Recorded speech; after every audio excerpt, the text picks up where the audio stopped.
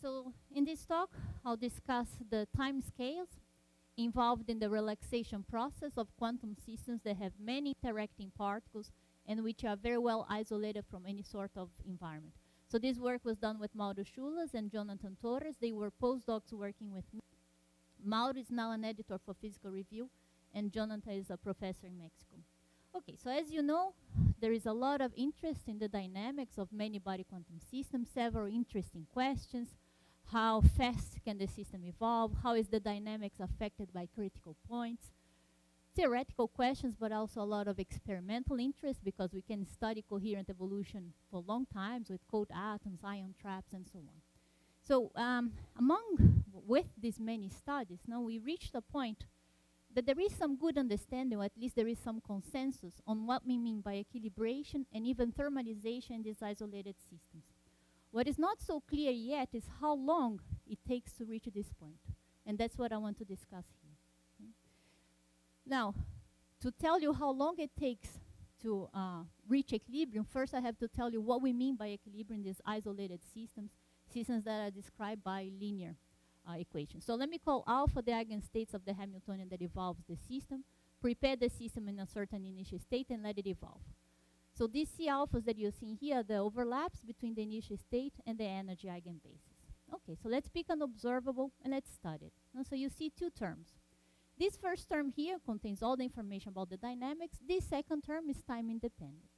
So this first term, what it does is, well, gives the whole evolution, but after some time, it gives us just fluctuations around this second term. So the second term is the asymptotic value, is this infinite time average. So that's what we are calling equilibration, that we have just fluctuations around this point.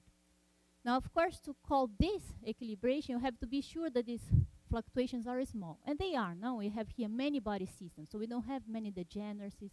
We are perturbing these systems very far from equilibrium. So we have a bunch of very small components. They are small, we study them, and we also know that they decrease exponentially with system size. Okay, so what we want to know now is how long it takes to reach this point where we have just fluctuations. Now in our analysis for these time scales, we use two important ideas. And what are they? First, we are going to look for properties of the spectrum in the dynamics. So properties of the spectrum in the time domain. And why? Because properties of the spectrum, they can only show up at very long times because the dynamics will have to resolve the discreteness of the spectrum. And long times is what we are interested because we're interested in the saturation. The other important idea is instead of studying this evolution, this dynamics in real space, which is what we do when we have non-interacting particles, the particle hopping from this side to the other side, we are going to study the evolution in the many-body Hilbert space. So it's a change in perspective. And why is that? We are starting with an initial state, which is a many-body state, which will then spread into other many-body states. Okay, so the idea is to study the dynamics in this many-body Hilbert space, and I'll come back to this. Okay, but since these properties of the spectrum is something important in our analysis, let me just tell you what we mean by that. So if you pick matrices filled with random numbers, which are the matrices that Wigner used to study heavy nuclei, and look at the eigenvalues, you see that these eigenvalues are very much correlated. And there are different quantities that we use to measure these correlations. A very popular one is just to look at the distribution of the spaces between neighboring levels, the level spacing distribution. For these random matrices, you get curves that look like this one, which is known as Wigner-Dyson distribution. Okay, this is for random matrices.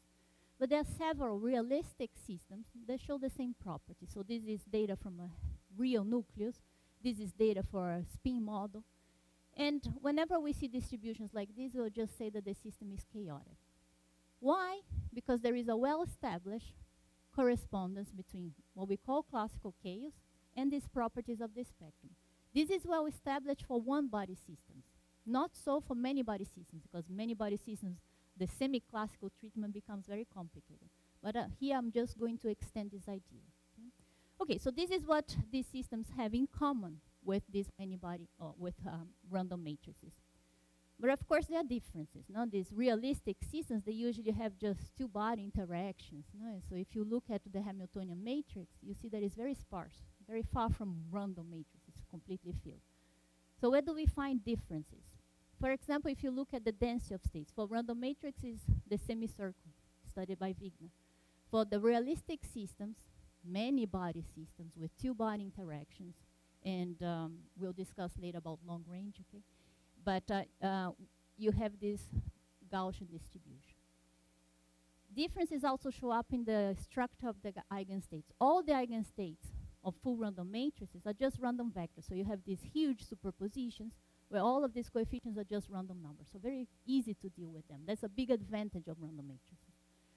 Now, with realistic systems, well, the story is different. It's only in the middle or away from the edges of the spectrum that you can have states that are close to random vectors, but not even there yet. So there is an important dependence on energy when you go to real systems, which is important in the studies of dynamics, in the studies of thermalization, and so on. Okay, so this is the introduction. Let's now go for the results. So if you go to the literature, you'll find that there are some studies about this relaxation time, this time to reach equilibrium, but some of these studies are contradictory. Now, some claim that the time to reach equilibrium should increase with system size, others that it should decrease with system size. And many of these studies are based on abstract mathematical model. So what we decided to do is, let's pick a realistic model, a model that is of experimental interest. Let's see what we see there, what we find there, and then let's see what is general. So I'm going to start with a one-dimensional system of spins half. For your disappointment, I'm going to start with nearest neighbor coupling only, okay, n plus 1. Because this is the model that we understand very well. I'm going to put long-range coupling later. Okay? And then discuss a little bit what we think will change once we start putting long-range. Okay, so x, x, y, y is just a kinetic energy part. Z, z is the interaction. And we also have this on-site disorder. What this term tells is that on each site we have a different Zeeman split, randomly distributed, because these h ends are random numbers between minus h and h. Okay, so this model was much studied since 2004 at least, in this context of many body localization. The idea is when the disorder is weak, meaning of the order of j, which is the coupling parameter, this interplay between the interaction and disorder takes the system into the chaotic domain, so there you are, the Wigner-Dyson distribution that I told you before. As you increase this h, and this h becomes larger than j, then the eigenstates become more and more localized in space until you reach this localized phase. In this region, the eigenvalues become now uncorrelated. So instead of the Wigner-Dyson, you have this Poisson distribution telling us that the spacings, well, they can be very small. No? We can have crossings. Okay, so let me tell you the results, and then we'll go for the details. What we find is that for these systems, there are two time scales, very long time scales, not just one, but two. One is what we are calling Thouless time in these interacting systems, and I'll tell you what we mean by that. The other one, even longer, is the relaxation time. Okay? Now, these two time scales, what we find is that they grow exponentially with system size. So it takes an exponentially long time for these systems to finally completely equilibrate. As we increase the disorder, we don't affect much the relaxation time, but the Thouless time gets longer and longer until they merge together and the system localizes. Okay. All right, so let me describe how we do our studies. We are going to prepare the system in an initial state like this, where on each side the spin either points up or down in the z direction, and let it evolve according to this whole Hamiltonian. So these initial states are basically eigenstates of the z part of the Hamiltonian. And we let it evolve according to the whole Hamiltonian. So this is very, very strong perturbation. And so the initial dynamics should be very fast. In addition to that, we do big averages. Averages over different initial states, averages over disorder realizations. And this is important. If you don't do these big averages, you don't see all the features that I'm going to describe. Also, I'm going to pick initial states that have energy close to the middle of the spectrum. Remember I said middle of the spectrum is where chaos is strong, where the eigenstates are close to random vectors. All right, so I'm going to start showing results for the survival probability, also known as return probability, which is just the overlap between the initial state and the evolved one. This is a quantity for which we have analytical results. Now, I'm also going to show results at the end for this other quantity, which is an experimental quantity, this spin autocorrelation function, the quantity measured with cold atoms. What is interesting is, this is a non-local quantity in space. This is a local quantity in space. The behavior at long times for both is equivalent. Okay, but I'll tell you later. Let me start with the survival probability. Okay, so we can write this quantity with those components of the initial state. I can open this square, so I'll have these two terms. The first term, as we had before, no? So this first term is the one controlling the dynamics, and this is the infinite time average. First, let me focus on the chaotic region, so reminding you again, the eigenvalues are very much correlated. The eigenstates in the middle of the spectrum are close to random vectors. This plot here, this big plot, is giving the entire evolution of the survival probability. And you see different behaviors at different time scales. Here, the small panel is also showing the evolution of the survival probability, but here we are using full random matrices to evolve. So this is very unphysical. But what is the advantage of doing that? Why we are doing that? Because we want to compare this behavior with this behavior. Whatever I find for the realistic system, any behavior that I find here that is equivalent to the behaviors for random matrices, then I know that the behavior is universal. And if you look at this initial behavior, you see, well, it's very different. But at long times, there is this dip below the saturation, which is also there. So at this point, the dynamics become universal. Okay, so let me go on now, explain each one of these different behaviors. So this again is the expression for the survival probability. I'll write it as an integral. So this rho that is showing up is just the sum of delta functions, so I can recover that. Now, sum of delta functions here is just the density of states. But you see that it has also these components of the initial state. So we'll call it local density of states, LDOS. Okay? So you see that if I know the LDOS, I know the survival probability. I just have to do a Fourier transform. So let's have a look at this distribution. But before that, let me remind you of what we have without these components. Okay? Without these components is what I mentioned at the beginning of the talk. It's just the density of states, semicircle for full random matrix, and Gaussian for the many-body realistic systems. Once we insert the components there, so we insert the components there, because in this talk I'm just focusing on middle of the spectrum where I told you that chaos is really good, I'm basically just inserting random numbers. And those shapes are the same. So for full random matrix, I still have, for the LDOS, the local density of states, I still have the semicircle. And for the realistic system, I still have the Gaussian. So you see here that this is not universal. The shape is not universal. But there is something nice for the realistic side.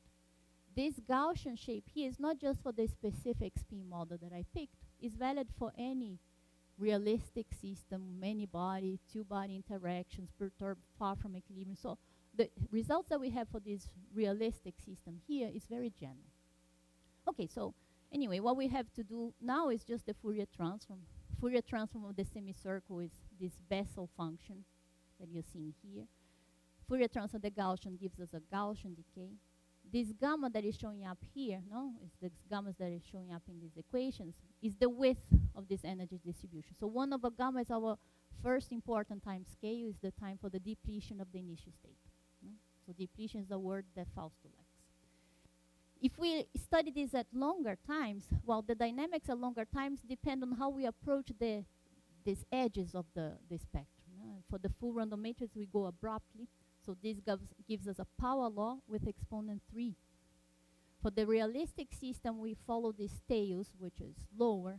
So it also gives us a power law with exponent 2. All that to tell you that this initial behavior, as we said already, is not universal. It depends on the shape of this LDOS, on how we approach the bounds, and so on. Now, once we reach to this point, to this dip, that's the part that is universal. Where is this dip coming from? Up to now, I just did the Fourier transform of the envelope, which is okay if I had a continuous spectrum, but we don't. No, we have here a finite quantum system where the spectrum is discrete.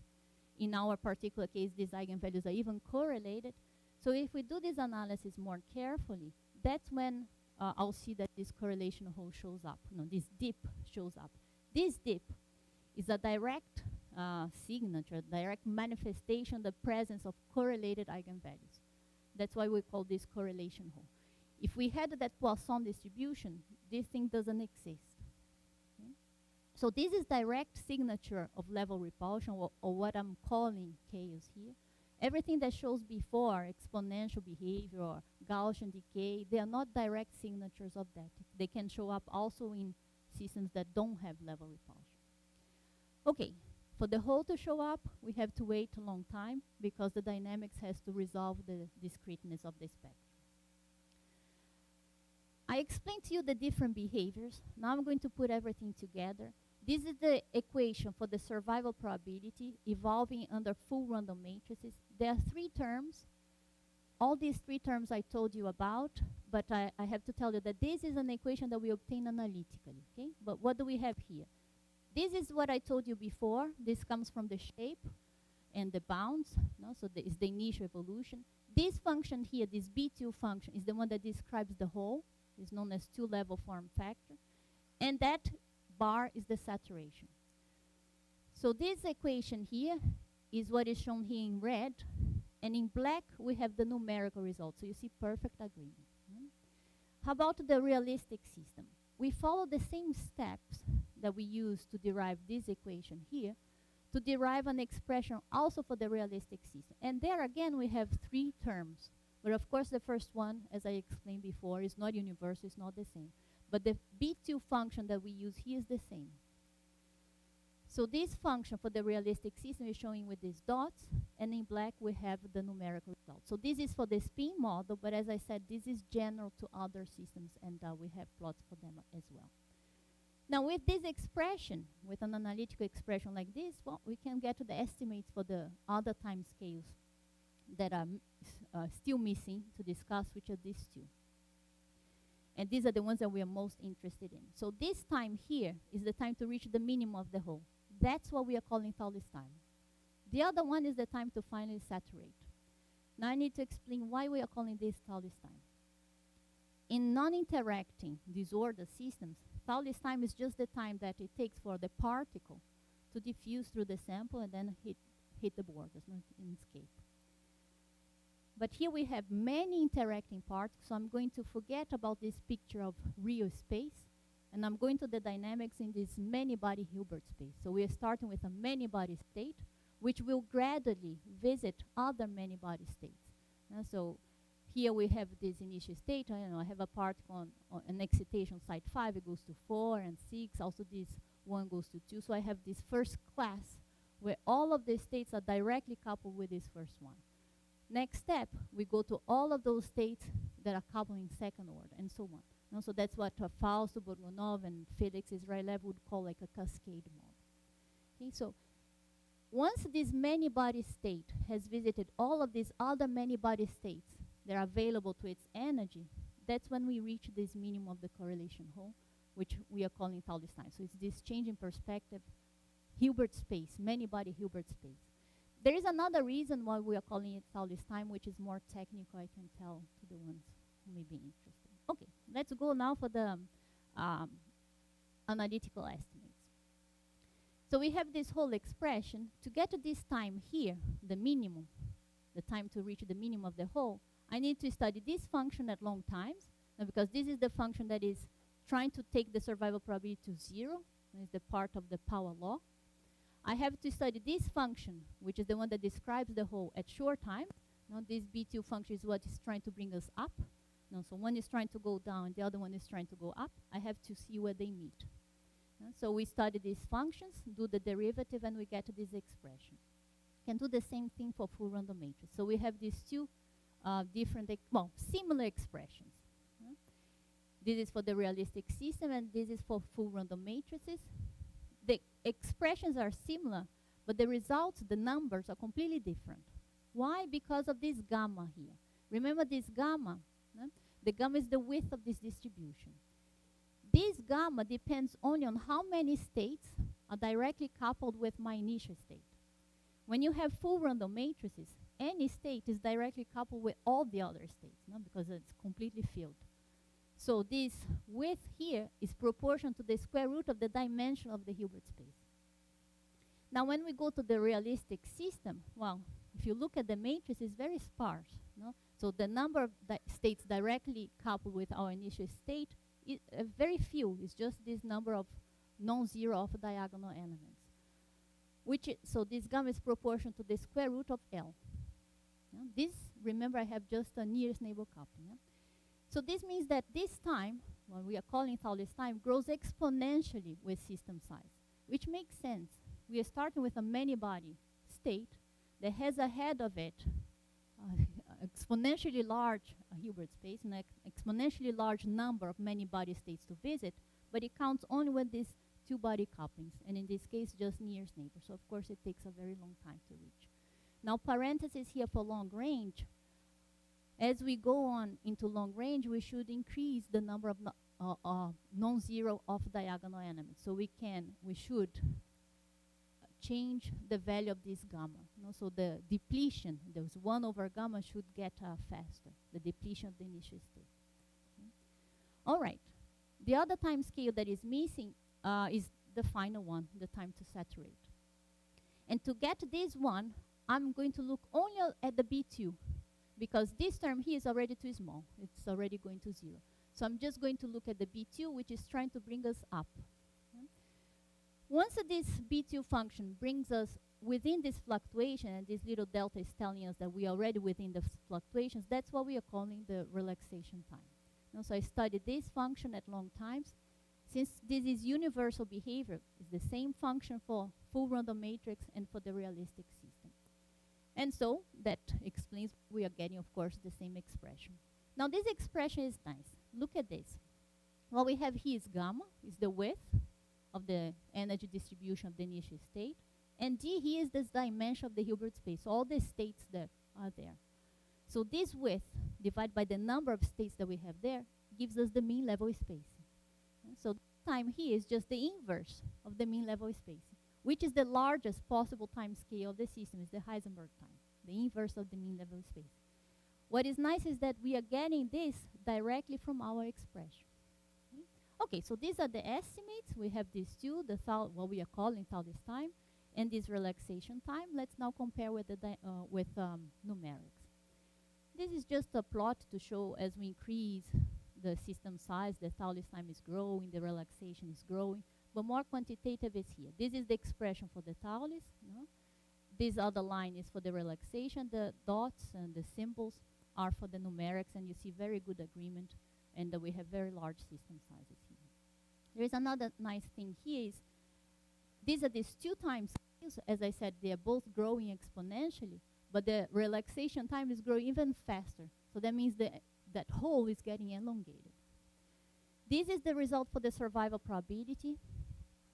This is what we get for that spin autocorrelation function, which is an experimental quantity. What it does is to measure how close the spin configuration at a certain time t is to the initial spin configuration. It's a local quantity. It's similar to the spin density imbalance that people measure with cold atoms. But what does it have in common with the survival probability? It's also non-local in time. We are studying this spin configuration with respect to the initial time. We are fine? Okay, so anyway, the spin autocorrelation function, the behavior is different from the survival probability initially, but at long time it's pretty much the same. So much the same that we use the same the same estimates for the time, and you see very good agreement. Okay? All right. This is in the chaotic region.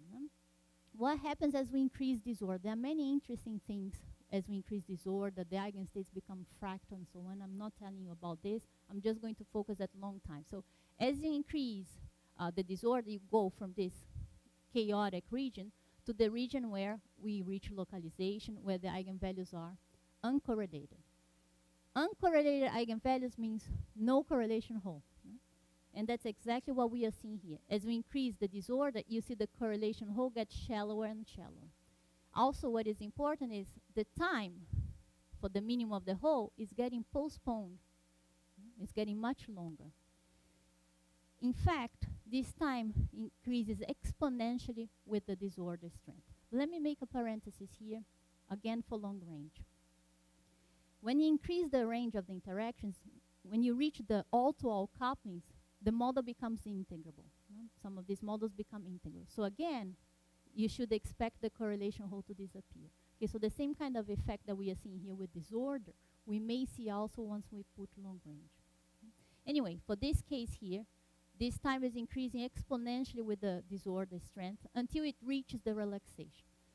So this is a nice result. Again, same thing for the spin autocorrelation function. This is a nice result because this ratio between Heisenberg time, the largest time scale, and Thouless time for non-interacting systems is known as Thouless dimensionless conductance.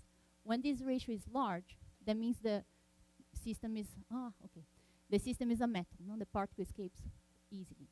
And when it becomes more and more localized, this becomes small. We can study the same ratio also for many body systems. So I have what?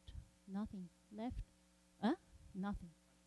Okay, so then I'll go for time for questions, but let me just then leave this, this plot. This is once I put long range. But maybe you can ask about it. Okay, thank you for your attention.